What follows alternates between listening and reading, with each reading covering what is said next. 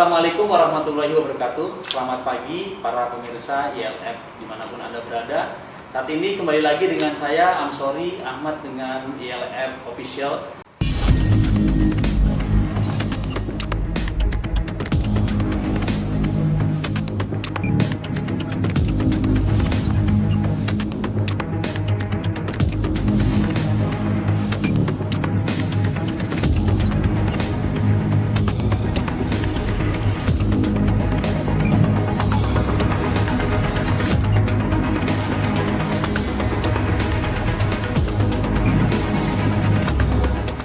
Kami kedatangan tamu narasumber Pak Ustadz Dr. Ahmad Sarwat LCM. Selamat pagi, Gai. Iya, selamat pagi. Waalaikumsalam warahmatullahi wabarakatuh. Kebetulan pagi hari ini di masa pandemi ya, ini menjelang Ramadan, kita akan membahas tentang bagaimana hukum dari vaksinasi. Ini lagi rame nih Pak Kiai. Ya. Apakah membatalkan puasa atau bagaimana mekanisme pelaksanaannya? Ya. Nah, untuk lebih terangnya kita dengarkan beberapa petuah dari Pak Kiai. Silakan Pak Kiai. Iya, jadi masalah vaksin ini kan ada beberapa poin ya yang paling utama. Pertama tentang halal apa enggak, itu dulu ya kan. Karena apa? Karena ini kan ada yang bilang mengandung zat-zat yang diharamkan, babi apa segala macam ya. Nah, poin yang kedua, anggaplah itu misalnya sudah nggak ada masalah karena darurat, karena Majelis Ulama juga sudah mengeluarkan fatwa kan. Mungkin nanti ada kesempatan waktu tertentu kita akan bahas secara lebih dalam. Tapi anggaplah itu sudah nggak ada masalah. Muncul yang kedua, bagaimana cara menggunakannya? Karena kan vaksin secara umum, kalau kita anak bayi kita lihat itu kan ada yang ditetes di mulut, ya kan? Tapi ada juga yang disuntik.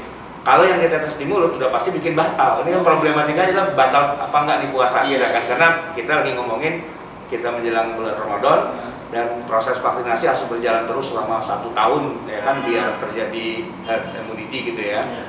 Nah, tetapi alhamdulillahnya sih sepanjang yang kita tahu bahwa vaksin COVID ini nggak ada yang ditetes, semua disuntik gitu.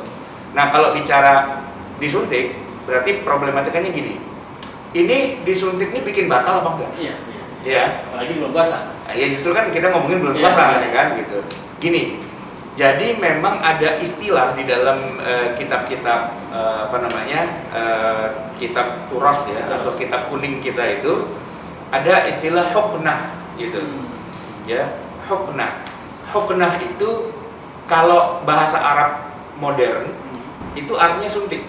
Ya, tapi kalau di bahasa Arab zaman dulu yang jadulnya gitu, kan dulu belum ada suntik. Orang zaman dulu kan belum mengenal orang tuh dimasukkan obat apa segala ke aliran tubuhnya enggak. Tapi sudah ada istilah huknah juga, yang maknanya itu adalah memasukkan sesuatu lewat, mohon maaf, lewat dubur. Itu huknah juga. Nah, sehingga banyak orang yang kemudian begitu bilang suntik, bahasa Arabnya huknah, dia cari di kitab kuning, itu batalin. Itu batalin puasa. Karena maknanya ya. Karena di situ terjadi salah memahami kitab kuning zaman dulu. Nah, huknah yang dimaksud hari ini itu suntik. Suntik itu berarti jaringan darah ya kan, pembuluh arteri atau vena lah gitu istilahnya kan, masuk ke situ. Nah, sedangkan huknah dalam kitab kuning zaman dulu itu mohon maaf masukin lewat dubur, lewat anus gitu. Di mana kita sepakat kalau kayak gitu masukin lewat anus memang sesuatu yang pasti membatalkan. Jadi kan yang membatalkan puasa itu adalah sesuatu yang masuk ke dalam tubuh kita, ya, baik lewat mulut, lewat hidung, lewat lubang-lubang yang terbuka. Ya istilahnya itu manfadh maftuh, lubang yang menganga, gitu kan. Mulut kita kan lubang nih, menganga. Ada sesuatu masuk lewat situ, batal. Hidung kita menganga, batal. Kuping menganga, batal. Ya dubur. Itu kalau masuk, misalnya kita berenang nih, terus masuk tuh air gitu lewat dubur gitu kan, itu batal memang gitu.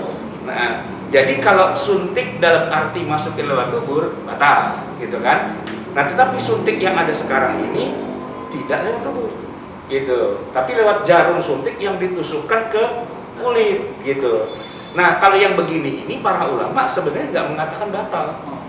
Karena dia sama dengan orang misalnya diolesin balsam. Ya, balsam ya kan, diolesin minyak wangi gitu, diolesin apa, kan dia ya Masuk ke tasarruf. pori-pori, Nah, ya? ya tasarruf itu masuk gitu ke pori-pori, tidak lewat lubang gitu loh. Seluruh ulama sepakat itu nggak batal, ya. Walaupun misalnya ada yang pakai minyak wangi tertentu, Iya. berasa di tenggorokan, Oh, berasa di tenggorokan. iya.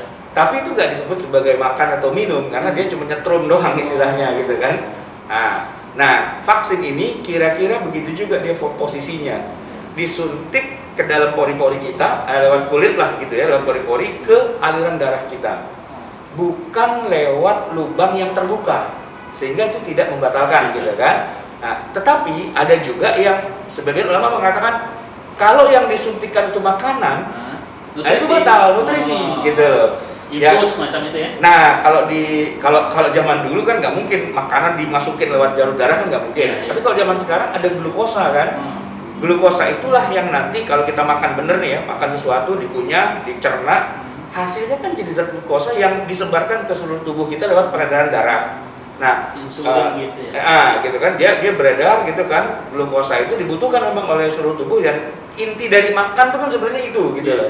Ya kan? Kalau masukin ke mulut, mengunyah, mencerna, itu kan proses awalnya. Tapi intinya kan adalah taghziyah, memberi gizi gitu kan, memberi nutrisi gitu. Nah, kalau yang dimasukkan ke lubang dalam jarum itu adalah selang infus, berarti kan itu adalah makanan sebenarnya. Makanya orang di rumah sakit itu kan diinfus, karena dia nggak doyan makan, dia nggak bisa makan, tapi dia butuh energi yang banyak. Nah, lewat selang infus itu makanan dimasukin ke dalam, tapi makanan yang udah jadi gitu, udah tinggal diserap saja oleh seluruh tubuh kita, nggak perlu diproses, dicerna apa segala macam. Itu kan makan juga jatuhnya. Maka ulama modern hari ini membedakan suntik itu isinya apa dulu. Kalau isinya nutrisi itu bikin batal, karena makan juga jatuhnya. Tapi kalau kayak obat, vaksin dan sebagainya, kan itu bukan makanan, sehingga nggak masuk dalam kategori makan, baik secara fisik lewat lubang, nggak lewat lubang.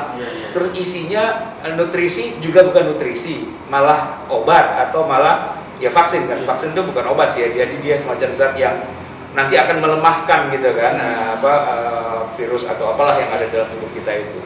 Sehingga fatwa Majelis Ulama nih ya, itu udah jelas itu bahwa ini tidak membatalkan, gitu. Tidak membatalkan. Tapi, ada tapinya lagi.